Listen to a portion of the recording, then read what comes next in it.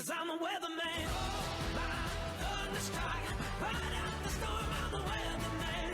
Oh, my bragging light, shake up the world, I'm the weatherman.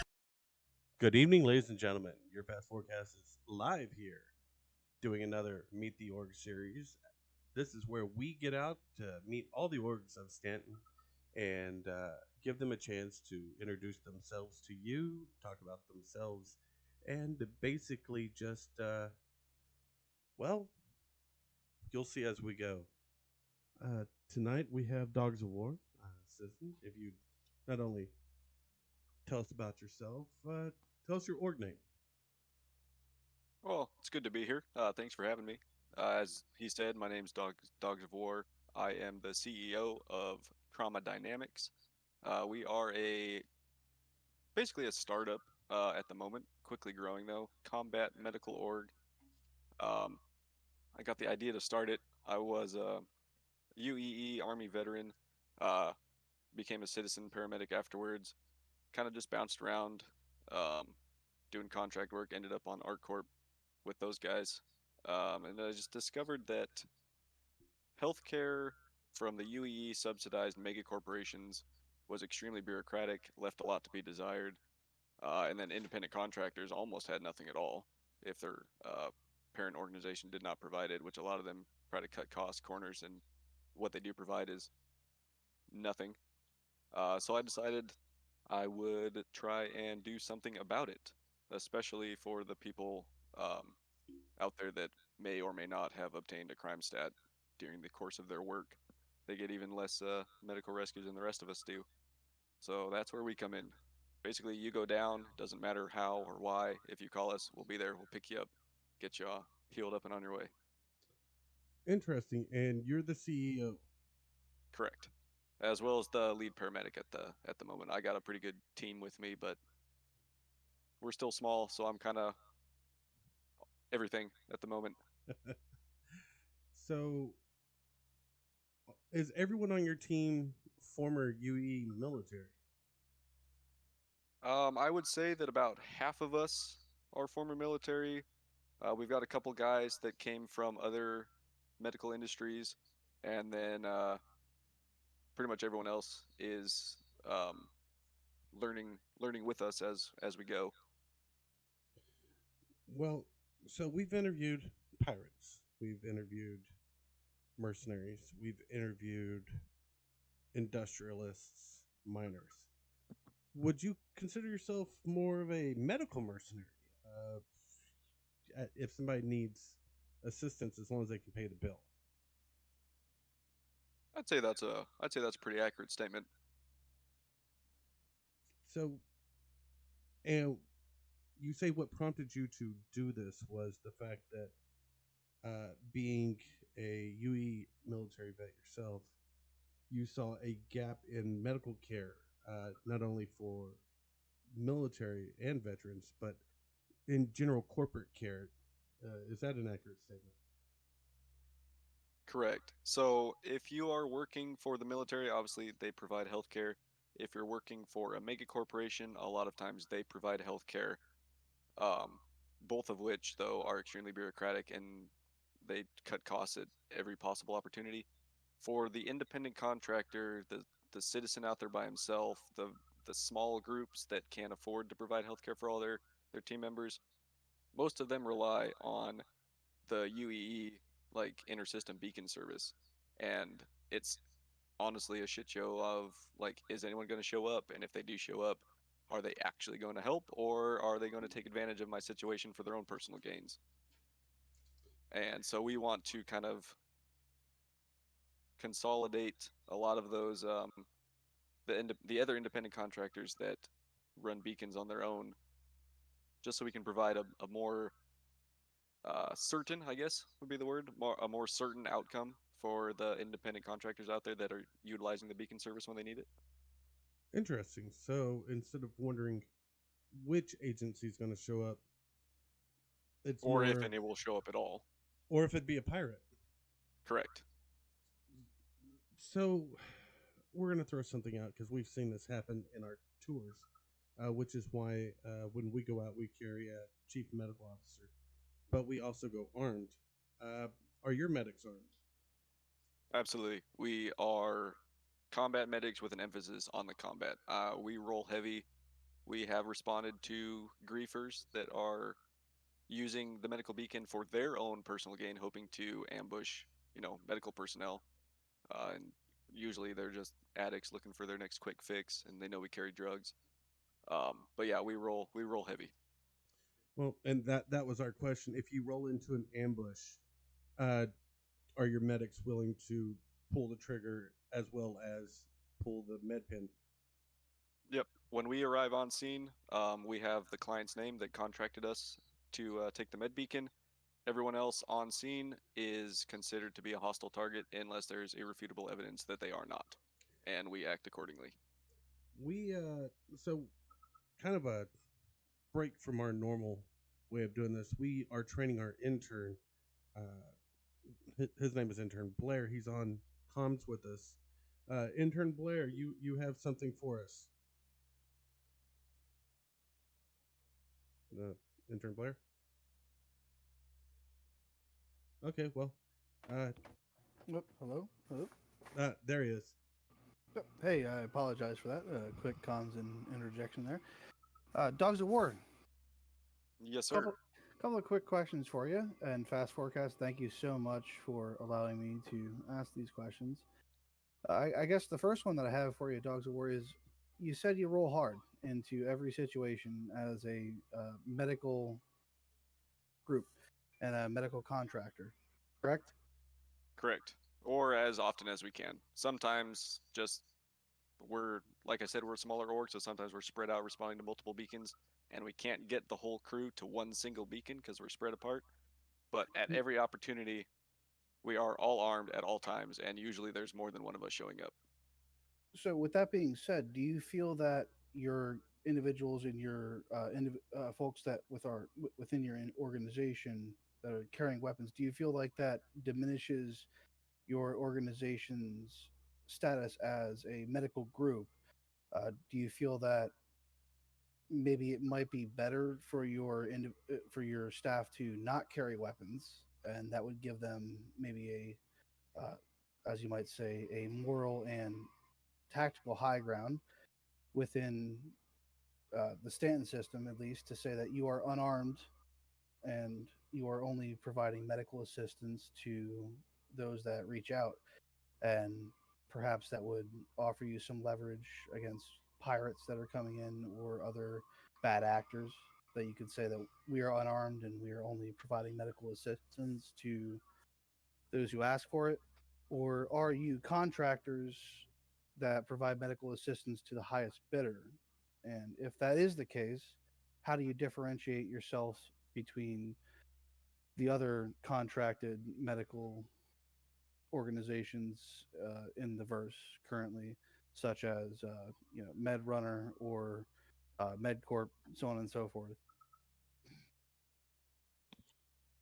I would say that there are potentially some situations that we might benefit from going in white suits, no weapons. I would also say, though, that those situations are not the norm. Those are actually the outliers.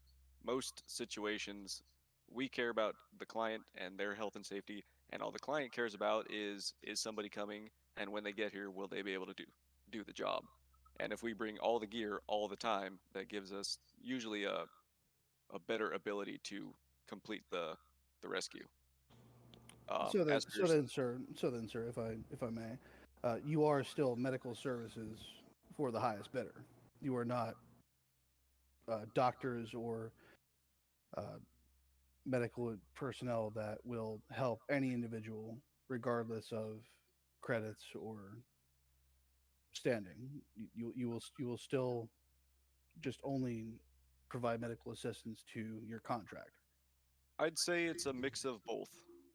I'd say that probably 75% of what we do is just the respond to UEE sanctioned medical beacons that are put out from anywhere in any system. That's probably the the vast majority of the rescues that we run. Thank you. The other 25% though, yes, that 25% would be contract work for the highest bidder. for private military organizations that are having training events and need standby medical personnel. Um, that's probably most of what we do, but um, we do contract with the highest bidder, and whether it's lawful or unlawful does not matter particularly that much to us, as long as it's a medical. Like, we are not pirates, but we would contract with pirates should they pay us.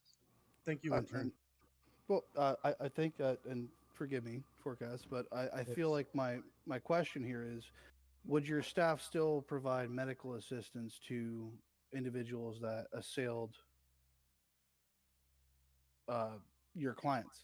Let's say that you got into a shootout with other individuals, pirates, let's say, that were attacking your clients. Would your staff still render medical aid to folks after the star battle was done?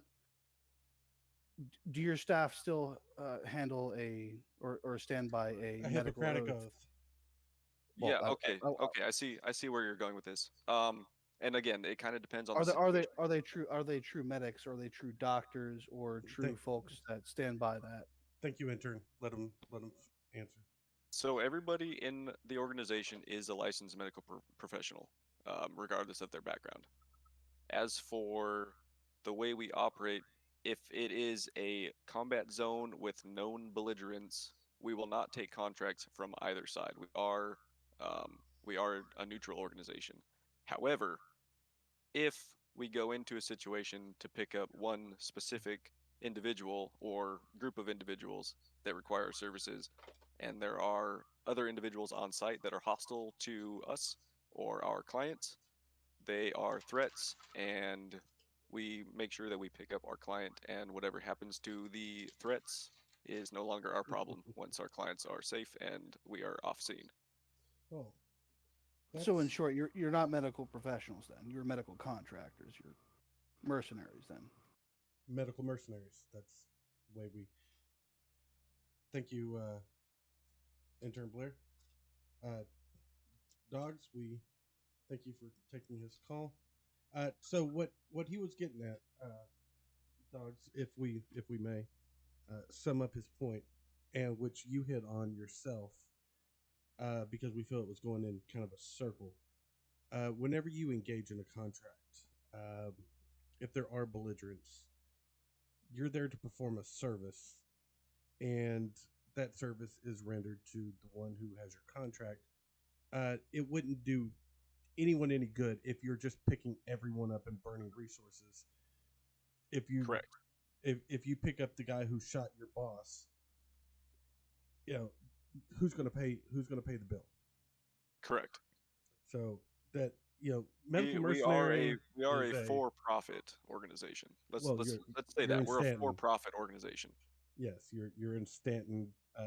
Taxes must be paid to the empire, and fuel prices and weapon prices, and of course, intern Blair, we thank you. That was a very good question that we wouldn't have thought about, because generally we don't think to ask if do you pick up the guy who's shooting at you. That's a really good question. Thank you very much, intern. See, this is why we have interns, because we've been doing this so long that we don't think of the most obvious in your face questions. Thank you, dogs, Yeah, for taking that that was a question. good question.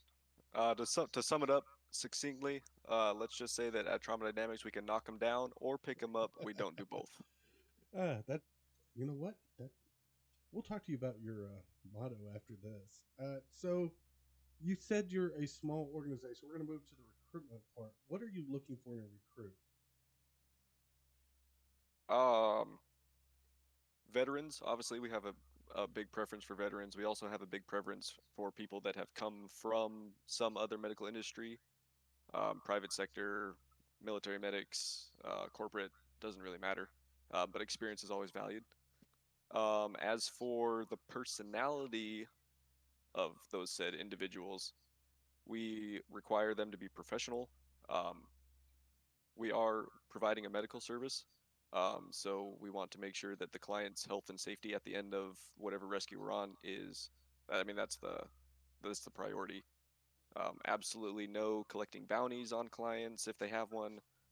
Absolutely no taking advantage of their situation to sell their location to others or collect on whatever they may be carrying on their persons. Once you accept a contract to rescue someone, you need to see it through. Yeah. Well, Other than that, though, like I said, we do take contracts from both sides of the law. So having a little bit of a grayer moral compass is a benefit. well, you mentioned that you We take. are not we are not pirates, but we have assisted with and are in contact with pirates as I mean, could they everyone deserves healthcare. It doesn't matter who they are. Uh, you hire veterans, but do you offer training to those who may not be up to your We do.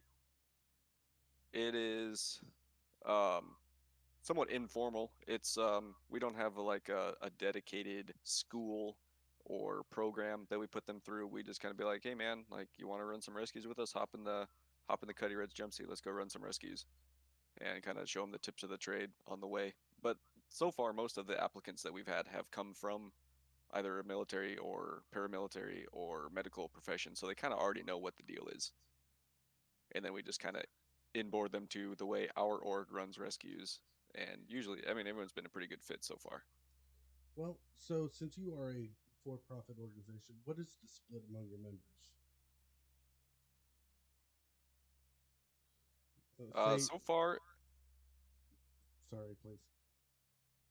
so currently, the split is equal through all members.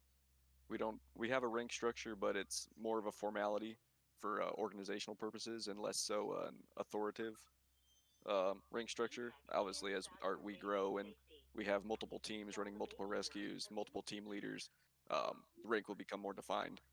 But right now, we kind of just we all jump in the Cuddy Red and we all fly the same place and we all do the same thing. And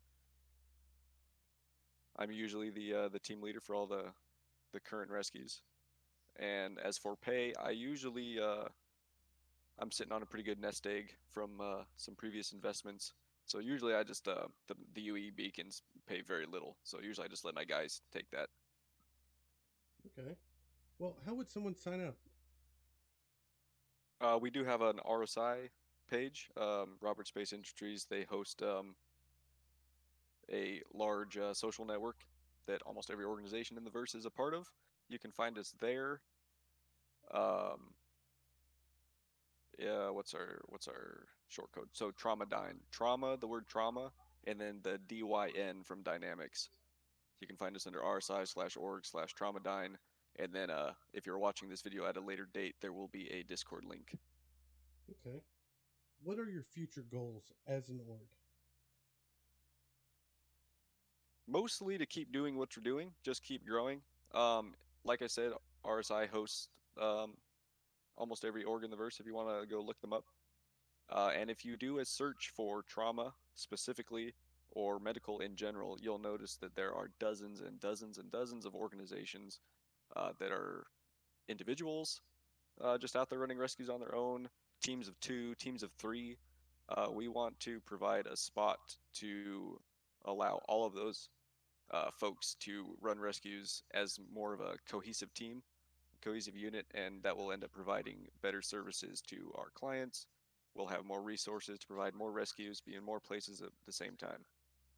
So that's the long-term goal. Just grow, basically. Okay. So, every organization, whether brand new or old, big or small, have supporters and detractors. If you could talk directly to your supporters, what would you say to Well, I can't go into too many details, but them? starting out the org, there were some interesting developments, and the people that stuck through that and helped out, and greatly appreciate you guys. You are the people that make Trauma Dynamics work. And the detractors, if you could talk directly to them for a second, what would you say to them? I'd say there are room for more than one medical organization in the verse. They're not the only one. They're far from the best, and they just kind of need to mind their business. Well, we have taken up quite a bit of your time, an exceptional amount of time, especially since, again, you're a medical organization and time is life. And we appreciate you coming out with us. So, anytime that you would like to talk to the universe, talk to Stanton, do let us know. We'd love to have you on board. Ladies and gentlemen, we are very happy to have Dogs of War aboard our ship. From all of us here at Fast Forecast, we wish you a very pleasant evening, fair winds, and following seas. Oh yeah, 'cause I'm a weatherman. Oh my, thunder strike, ride out the storm. I'm a weatherman. Oh my, bring it light, shake up the world. I'm a weatherman.